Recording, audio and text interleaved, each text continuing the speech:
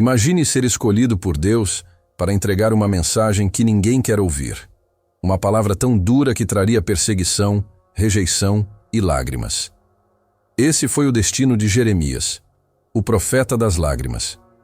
Chamado antes mesmo de nascer, ele foi separado para advertir Judá sobre um juízo inevitável, mesmo quando seu coração clamava por misericórdia para o povo que amava. Em um tempo de reis instáveis, intrigas políticas e iminente destruição, Jeremias viveu um ministério marcado por coragem, solidão e esperança. Sua história não é apenas um relato antigo, mas um convite a permanecer fiel, mesmo quando obedecer significa enfrentar a dor e nadar contra a maré. Jeremias era de Anatote, uma pequena cidade a cerca de 5 quilômetros a nordeste de Jerusalém, e vinha de uma família de sacerdotes. Esse fato o colocava em uma posição única. Ele tinha o conhecimento dos rituais, das leis e das tradições, mas sua mensagem não se limitava a elas.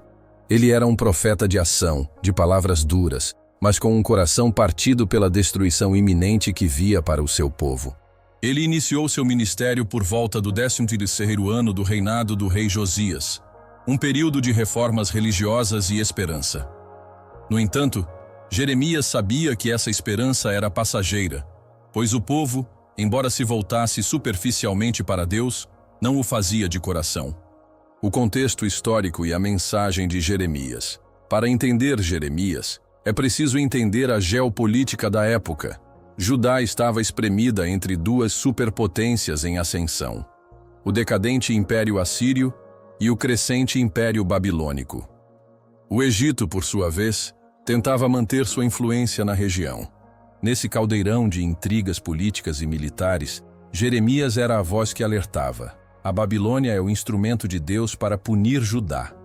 Essa mensagem era, no mínimo, impopular. O povo de Judá confiava em alianças políticas e em seu templo, o Templo de Salomão, como se fosse um talismã contra a destruição. O templo do Senhor, o templo do Senhor, o templo do Senhor são estes, eles clamavam, ignorando as advertências. A mensagem de Jeremias, porém, era clara e implacável. O templo não salvaria o povo.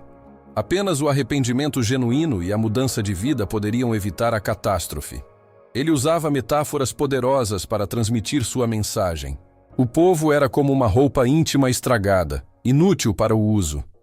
Eles tinham se tornado infiéis a Deus, como uma esposa que traía seu marido. Suas palavras eram um martelo que quebrava a rocha e um fogo que consumia a palha. Mas, em vez de se arrependerem, eles o desprezavam. Sua vida era uma personificação de sua própria mensagem. Deus o instruiu a não se casar nem ter filhos, um ato simbólico da esterilidade e do sofrimento que viriam sobre Judá. Ele não poderia chorar pelos mortos, pois a morte e o luto seriam tão vastos que não haveria tempo para o luto individual. Sua vida era uma performance profética, uma representação do juízo divino. A oposição e o isolamento do profeta. A rejeição a Jeremias não vinha apenas do povo, mas de todas as esferas da sociedade. Os sacerdotes, que se beneficiavam do sistema religioso, o odiavam. Os profetas falsos, que anunciavam paz e prosperidade, o viam como um rival perigoso. Os reis, como Jeoaquim e Zedequias, ora o ouviam, ora o prendiam. Até sua própria família o traiu, tramando contra ele em Anatote. A solidão de Jeremias é um tema recorrente em sua história. Ai de mim, minha mãe, que me geraste um homem de luta e de discórdia para toda a terra. Ele lamenta. Sua única companhia, muitas vezes, era o escriba Baruque, seu fiel secretário e amigo. A amizade entre Jeremias e Baruque é um detalhe precioso em meio ao cenário sombrio de sua missão. Baruque, filho de Nerias, era mais do que um simples escriba. Ele foi o braço direito e o amigo leal do profeta.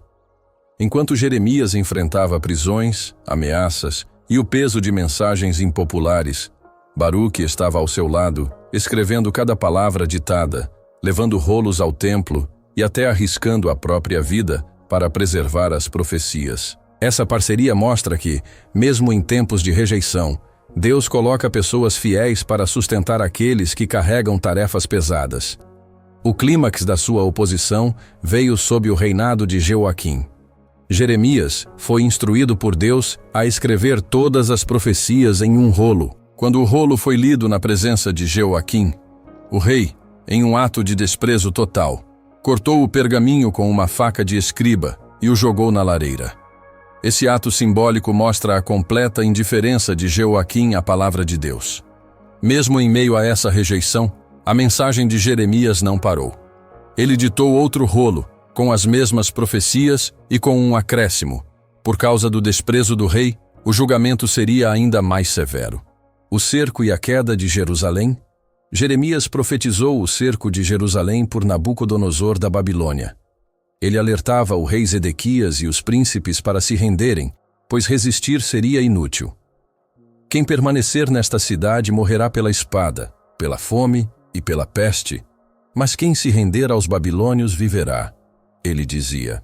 Essa mensagem, claro, foi vista como traição. Os príncipes o acusaram de enfraquecer o moral dos soldados e do povo.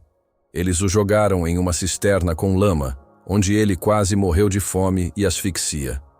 Apenas a intervenção de um etíope eunuco, Ebed-Meleque, o salvou. A visão de Jeremias era a de que a submissão aos babilônios era a única forma de preservar a vida, ainda que sob o jugo de um invasor. Sua mensagem não era de covardia, mas de obediência a Deus. Ele via a Babilônia não como um inimigo, mas como um instrumento divino. A profecia de Jeremias se cumpriu de forma brutal.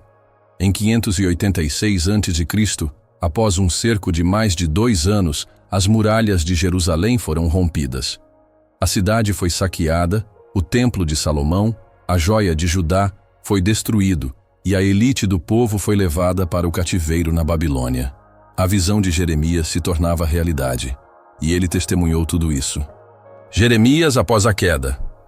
Nabucodonosor, surpreendentemente, mostrou deferência a Jeremias. Ele o reconhecia como o profeta que tinha falado a verdade. O rei da Babilônia deu a Jeremias a opção de ir para a Babilônia e ser honrado na corte, ou ficar em Judá. Jeremias escolheu ficar na terra desolada, com os pobres e os remanescentes do povo. A história de Jeremias, porém, não termina com a queda de Jerusalém. Ele permaneceu na região, testemunhando a desintegração de Judá e a miséria de seu povo. Seu trabalho continuou, mas agora ele era o profeta do exílio. Seu ministério se tornou um ministério de lamento. Os livros de lamentações, que a tradição atribui a ele, são um retrato vívido e doloroso da dor de Jeremias ao ver a destruição de sua nação. Sua história termina de forma enigmática. Ele foi levado à força para o Egito por um grupo de judeus que fugiam para lá, contrariando a vontade de Deus. No Egito, ele continuou a profetizar, advertindo o povo de que o faraó não seria seu protetor. A tradição diz que Jeremias foi apedrejado até a morte por seus próprios compatriotas no Egito, cansados de suas profecias de juízo. Sua vida, do início ao fim, foi um testemunho de obediência a Deus e de rejeição por parte de seu povo. A história de Jeremias é uma lição de coragem, fé e perseverança. Ele não foi um herói no sentido clássico, mas um profeta que amava seu povo o suficiente para dizer a dura verdade, mesmo sabendo que seria odiado por isso. Sua mensagem de juízo era sempre acompanhada por uma mensagem de esperança. A promessa de um novo pacto, um pacto escrito não em tábuas de pedra, mas nos corações. Sua vida, cheia de dor e solidão, foi a personificação da compaixão de Deus por seu povo, mesmo quando eles o rejeitavam. Ele é o profeta das lágrimas, mas também o profeta da esperança.